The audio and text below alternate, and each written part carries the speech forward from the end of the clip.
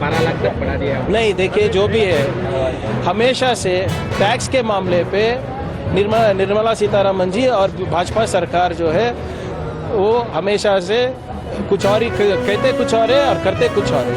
GST का उदाहरण ले लीजिए, जीएसटी यूनिफॉर्म टैक्स था, अभी क्या है? अभी सब कुछ, आपके दही पर भी टैक्स है, बच्चों के पेंसिल पर भी टैक्स है। अगर आप मर गए तो जाके आपको ये क्रिमेटोरियम में करंट चालू करना तो भी टैक्स देके ही करना है। आपका स्वर्ग जाना है तो भी टैक्स देके ही जाना है। तो let's wait for the fine print. Sir MSME को भी काफी सारे निर्मला सीतारामन जी और मोदी जी को पिछले 10 साल से मेक इन इंडिया प्रोग्राम के आंकड़े दिखा दीजिए बस। मैन्युफैक्चरिंग आउटपुट 10 साल पहले कितना था, अब कितना है, घटा है कि नहीं घटा है? -1.5% है, जो करीब 7% था, अभी जाके 5.5% पर उतरा है। तो इसका जिम्मेदार कौन है? इसका जिम्मेदार भी कांग्रेस ही है या नेहरू जी है?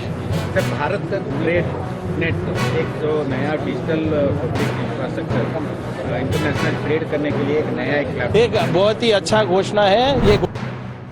ಕೇಂದ್ರದ ಬಜೆಟ್ ಮಾಡಲಾಗಿದೆ. ಕೇಂದ್ರದ ಬಜೆಟ್ನಲ್ಲಿ ನಮ್ಮ ಕರ್ನಾಟಕಕ್ಕೆ ಮಲತಾಯಿ ಧೋರಣೆಯನ್ನು ಮಾಡಲಾಗಿದೆ.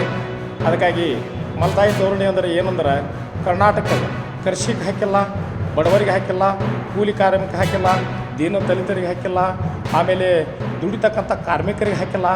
ಯಾವುದೇ ರೀತಿ ಬಜೆಟ ಕರ್ನಾಟಕದ ಪರವಾಗಿ ಯಾವುದೂ ಹಾಕಿಲ್ಲ. ಆದರೆ ನಾವು ಬೆಳಗಾವದಲ್ಲಿ ಇವತ್ತು ಮಾದಾಯಿ ನದಿ ಎಷ್ಟೋ ದಿವಸ ಹಿಡ್ಕೊಂಡು ನೆನೆಗುದಿಗೆ ಬಿದ್ದದ, ಎಷ್ಟೋ ವರ್ಕ್ ನೆನೆಗುದಿಗೆ ಬಿದ್ದಾವ, ಎಷ್ಟೋ ಕಾಮಗಾರಿಗಳು ನಿಂತು ಹೋಗಿದ್ದಾವೆ. ಅದಕ್ಕಾಗಿ ನಮ್ಮ ಕರ್ನಾಟಕದ ಬಗ್ಗೆ ಯಾವುದೇ ಒಂದು ಇವತ್ತು ಬೆಂಗಳೂರು ಬಗ್ಗೆ ಸ್ಪೆಷಲ್ ಬಜೆಟ್ದಾಗ ಹಾಕ್ತಾರೆ ತಿಳ್ಕೊಂಡಿದ್ದೀವಿ. ಬೆಂಗಳೂರು ಸಲುವಾಗಿನೂ ಹಾಕಿಲ್ಲ. ಅದಕ್ಕಾಗಿ ಇವತ್ತು ನಿರ್ಮಲಾ ಸೀತಾರಾಮನ್ ತಮ್ಮ ಏನಂತಾರೆ ಕರ್ನಾಟಕದಲ್ಲಿ ಆರಿಸುವಾದಂಥ ನಿರ್ಮಲಾ ಸೀತಾರಾಮನ್ ಇವತ್ತು ಅವರು ಕರ್ನಾಟಕದ ಬಗ್ಗೆ ಸ್ಪೆಷಲ್ ಏನಾದರೂ ಹಾಕ್ಬೋದಾಗಿತ್ತು. ಇಲ್ಲಿಂದ ಓಟ್ ತೆಗೆದುಕೊಂಡು ಇಲ್ಲಿಂದ ಅವರು ಎಲೆಕ್ಟ್ ಆಗಿ ಹೋಗಿ ಇವತ್ತು ಬಿ ಆರ್ ಬಜೆಟನ್ನು ನೋಡ್ಬೋದು. ಬಿ ಆರ್ ರಾಜ್ಯಕ್ಕೆ ಸ್ಪೆಷಲ್ ಆಲ್ ಬಜೆಟ್ಗಳನ್ನು ಬಿ ಆರ್ಗೆ ಹಾಕಿದ್ದಾರೆ. ಅದಕ್ಕಾಗಿ ದಯಮಾಡಿ ಬಿ ಜೆ ಪಿ ಅವ್ರಿಗೆ ಏನು ಅದ ಅಂದ್ರೆ ಒಂದು ವಾಕ ಚಾತುರ್ಯ, ಒಂದು ಮಾತಾಡೋದು ಒಂದು ಬಿಟ್ಟರೆ ಅವ್ರ ಕಡೆ ಏನೂ ಇಲ್ಲ.